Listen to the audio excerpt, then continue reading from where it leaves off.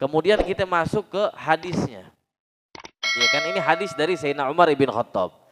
Jadi Sayyidina Umar ibn Khattab beliau berkata, sami'tu Rasulullah sallallahu alaihi wasallam yaqul, saya mendengar Rasul sallallahu alaihi wasallam bersabda, innamal a'malu binniyat. Sesungguhnya amal perbuatan kita itu sahnya itu tadi karena niatnya. Ya kan? Kita sholat harus nih niat. Menjadi sah itu amal, menjadi benar itu amal karena niatnya.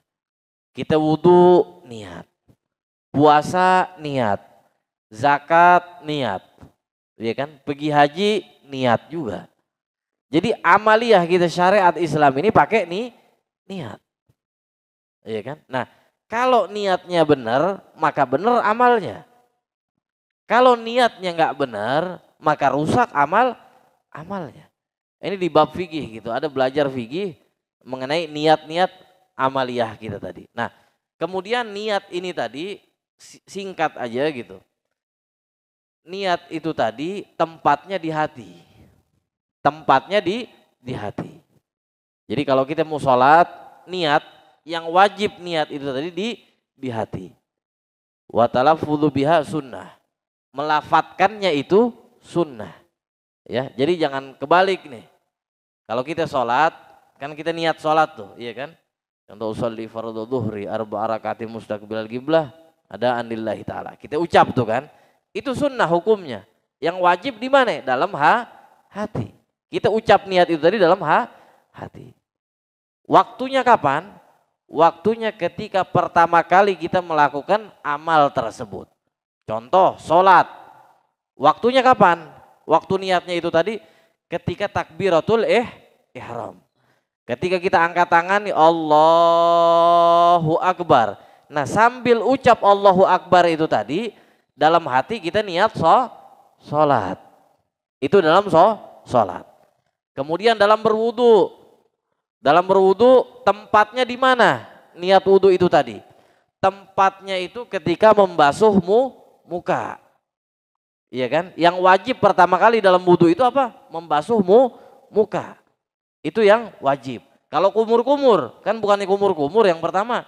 Kumur-kumur itu sunnah. Istinsyak juga apa? Menghirup air ke hidung sunnah. Iya kan? Jadi kalaupun nggak dilakuin nggak apa-apa gitu.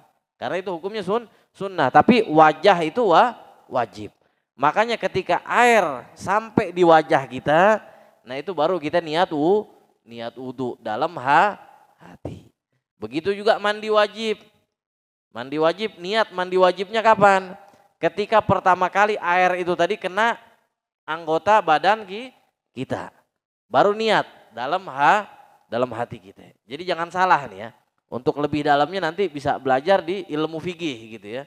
Ada bab niat khusus itu tadi. Jadi intinya itu niat. Kalau niatnya benar, maka amalnya juga benar. Kalau niatnya rusak, maka amalnya juga rusak. Contoh sholat nggak pakai niat, nggak sah sholatnya. Wudu nggak pakai niat, nggak sah wudunya. Begitu juga amaliyah yang lainnya. Jadi itu tadi. Jadi amal perbuatan itu sah karena apa? Karena niatnya. Wa inna malikul limri'in manawa. Iya kan? Kemudian untuk seseorang itu dalam melakukan apapun itu tergantung niatnya. Jadi dibalas berdasarkan niatnya.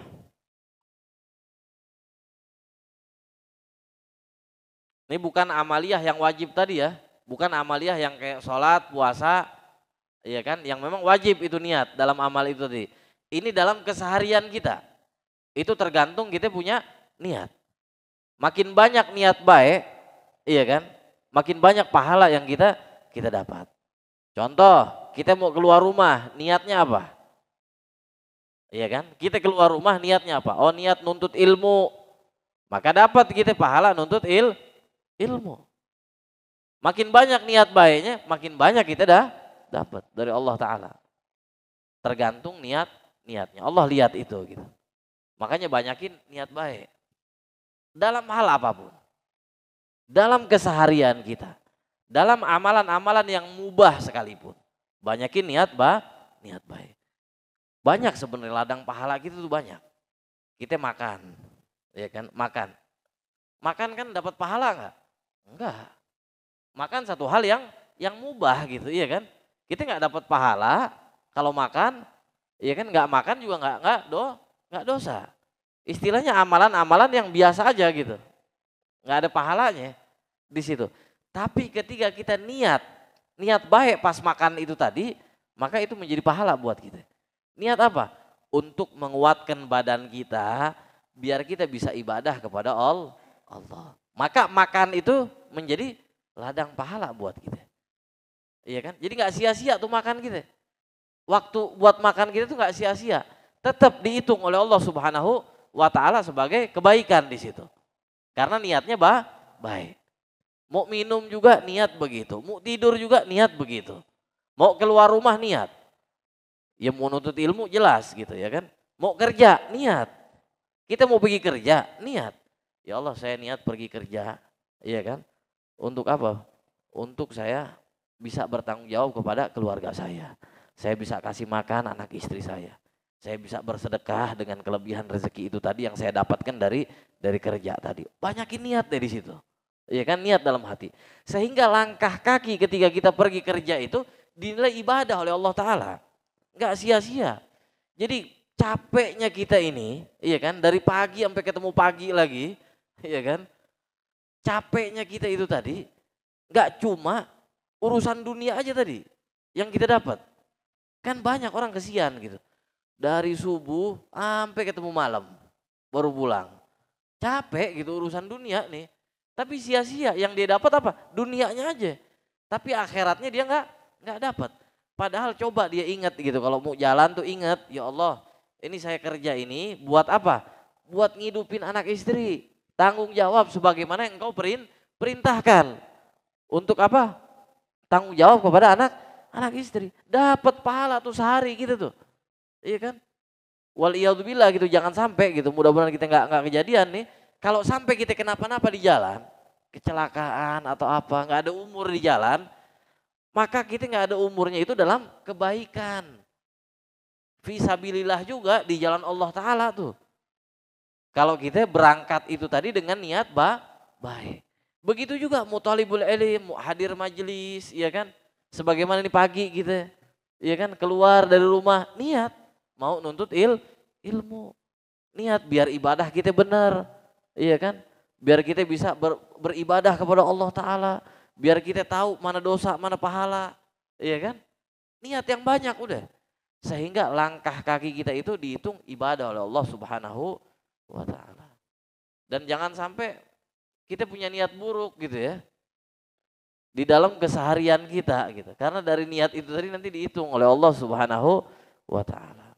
Intinya apa? Banyakin niat baik kalau kita mau selamat gitu kan. Ini dahsyatnya niat ini, sebagaimana ada kisah yang masyhur di zaman dulu gitu, ada kisah yang sangat masyhur gitu, yang sangat terkenal gitu, di beberapa kitab ditulis ini kisah. Jadi dulu itu ada seorang adik kakak yang adiknya ini Masya Allah gitu, orang baik, orang soleh, ahli ibadah gitu, iya kan, ini adiknya. Yang kakaknya sebaliknya 180 derajat beda dengan adiknya. Ahli maksiat.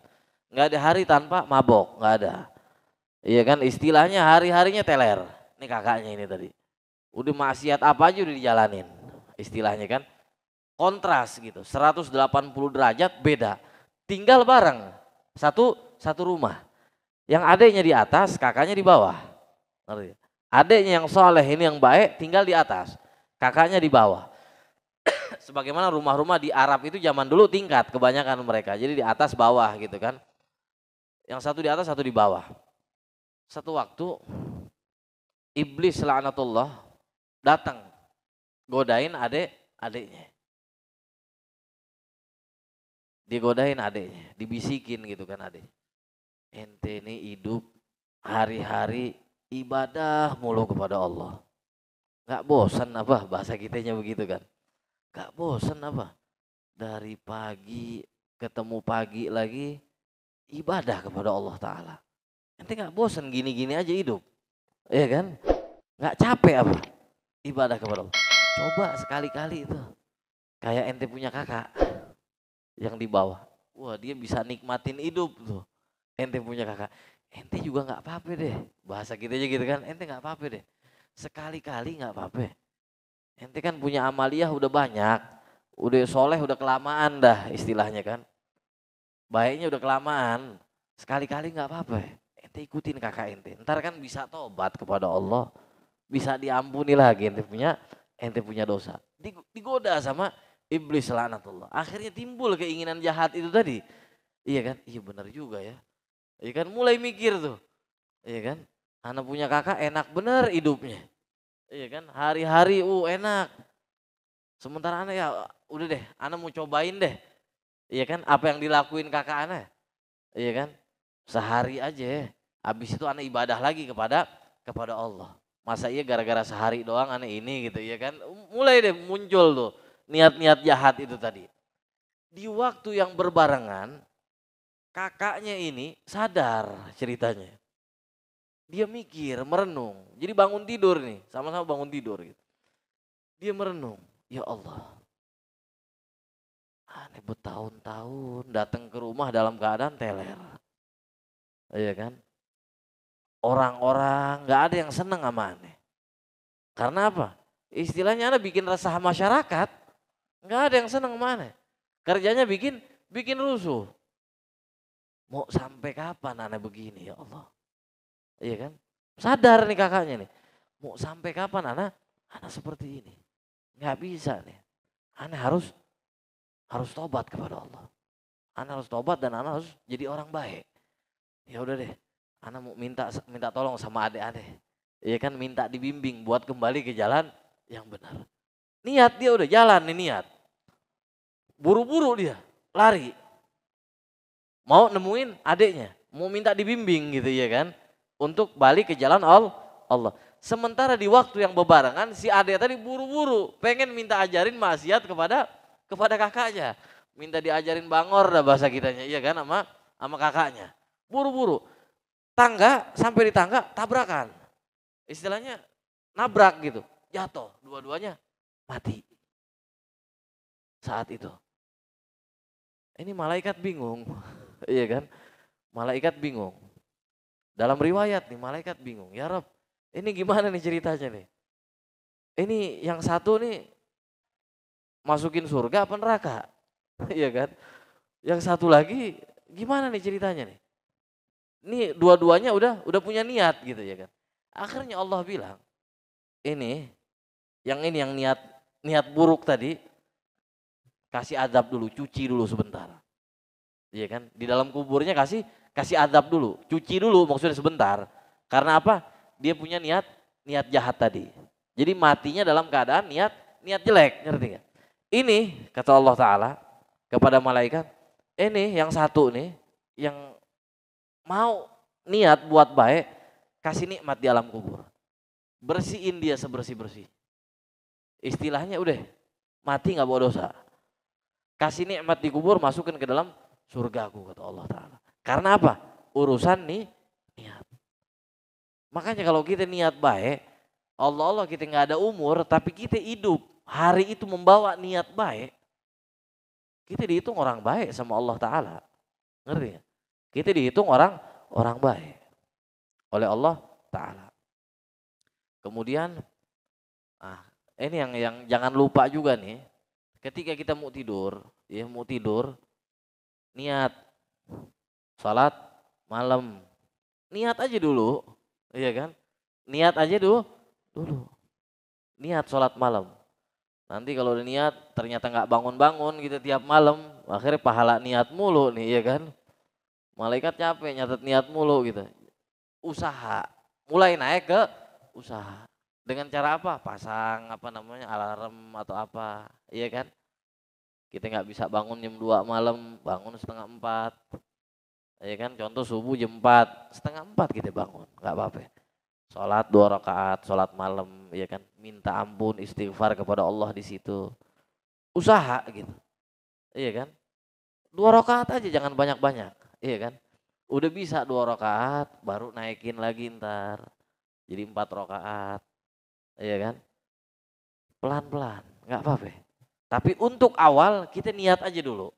Nanti Allah tolong kita. Yang penting niat sungguh-sungguh ya, bukan niat mainan, bukan. Niat benar ya Allah. Bang, apa istilahnya, minta kemudahan untuk bangun di waktu malam, biar aneh bisa sholat malam ya Allah. Biar bisa ngerasakan manisnya ibadah kepadamu ya Allah. Biar bisa beristighfar kepadamu, iya kan? Atau minimal sebelum tidur niat deh biar bangun sebelum subuh, iya kan? Dan biar bangun itu dalam keadaan seger, bisa melaksanakan sholat subuh. Itu kan niat baik. Ketika kita tidur, Allah kita nggak ada umur pas tidur, kita tidurnya dapat di jalan Allah, matinya di jalan Allah. Itu dahsyatnya niat, gitu ya. Jadi Allah Subhanahu Rasulullah SAW bersabda, berapa banyak orang Muslim di hari kiamat nanti, kata Rasulullah SAW, itu yang pahalanya itu sedemikian banyak. Padahal apa? Padahal di dunia amalnya nggak banyak, ngerti nggak? Pahalanya banyak nanti di yaumil qiyamah, dia dapat pahala ini, pahala itu, macam-macam deh. Padahal amalnya nggak banyak di dunia. Itu aja amalnya. Paling yang wajib-wajib aja gitu. Kalau yang wajib jelas ya, yang wajib jelas. Tapi amaliyah sunnah yang lainnya ini, ya itu aja, paling salat apa ya, 2 rakaat, salat duha, udah itu aja gitu, nggak yang lain-lain, iya kan? Tapi di hari kiamat, banyak dia punya pahala, kata Rasulullah SAW. Sahabat tanya, ya Rasulullah siapa mereka itu ya Rasulullah? Kata Rasulullah SAW, itu mereka orang-orang yang semasa hidupnya itu banyak niat baik. Dia dapat pahala dari Allah Subhanahu wa taala itu karena apa? Karena niat baiknya. Iya kan? Kemudian yang terakhir, ini kita punya salaf, termasuk Al-Habib Abdullah bin Alwi Al-Haddad, ya penyusun Wirdul Latif yang kita baca tadi itu, ya kan, dan juga Habib Ali bin Muhammad Al-Habsyi sahibul Maulid. Itu beliau sangat menganjurkan masalah niat ini tadi.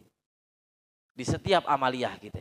Kalau kita nggak bisa, ya kan? Kalau kita nggak bisa buat banyak niat nih. Kalau salaf-salaf kita dulu, itu dia mau keluar rumah aja bisa 100 niat tuh. Nanti bayangin tuh, mau keluar rumah itu bisa 100 niat. Mau makan bisa berapa niat.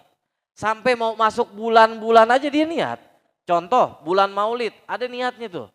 Salaf-salaf kita ngajarin gitu ya kan. Mau masuk bulan Maulid niat, ya Allah saya niat masuk bulan Maulid biar saya bisa tambah bersolawat kepada Rasulullah SAW, biar bisa tambah kebaikan saya, biar saya bisa mempelajari sejarah Rasul, biar bisa ini banyak. Itu mau masuk bulan Maulid aja, belum datang ke acara Maulidnya istilahnya kan. Mau masuk bulan Ramadan, itu ada dibaca niatnya tuh. Sama salaf-salaf kita dulu. Mau masuk bulan Ramadan niat begini, niat panjang niatnya tuh. Iya kan? Bahkan Habib Ali bin Muhammad bin Husain Al-Habsyi itu beliau bilang, itu niat mau ngetok pintu rumah orang aja itu, aneh punya puluhan niat buat ngetok pintu rumah orang. Jadi kalau aneh mau silaturahmi ke orang nih, mau ke rumah orang, mau gedor pintu rumah orang, itu aneh bisa puluhan niat. Akhirnya dapat pahala itu tadi banyak, ngerti nggak? Tapi kata beliau-beliau ini, kalau kita nggak bisa begitu, iya kan? Kita bingung nih mau niat apa nih, iya kan? Kan otomatis bingung gitu ya, banyak bener niat apa aja nih, iya kan, bingung mau niat apa. Itu kata mereka gitu, kata Habib Abdul Haddad dan Habib Ali bin Muhammad Al-Habsyi, itu kita niat aja begini, ya Allah saya niat melakukan ini sebagaimana niatnya salafun soleh kita terdahulu, sebagaimana niatnya Rasulullah dan orang-orang soleh dari umatnya Rasul SAW. Udah kita jalanin deh, ngerti gak? Kita mau makan bingung nih niatnya apa aja gitu ya kan. Kalau banyak-banyak juga bingung gitu. Niat itu aja, ya Allah saya niat makan ini sebagaimana niatnya Rasulullah SAW ketika makan. Dan sebagaimana niatnya para salafun soleh kita terdahulu ketika mereka makan. Kita mau keluar rumah niat begitu juga. Iya kan? Kita setiap amaliyah kita niat aja udah. Sebagaimana salafun soleh kita terdahulu. Iya kan? Nanti insya Allah ta'ala kita di yaumil qiyamah akan terheran-heran gitu menyaksikan kita punya amaliyah nih banyak bener gitu.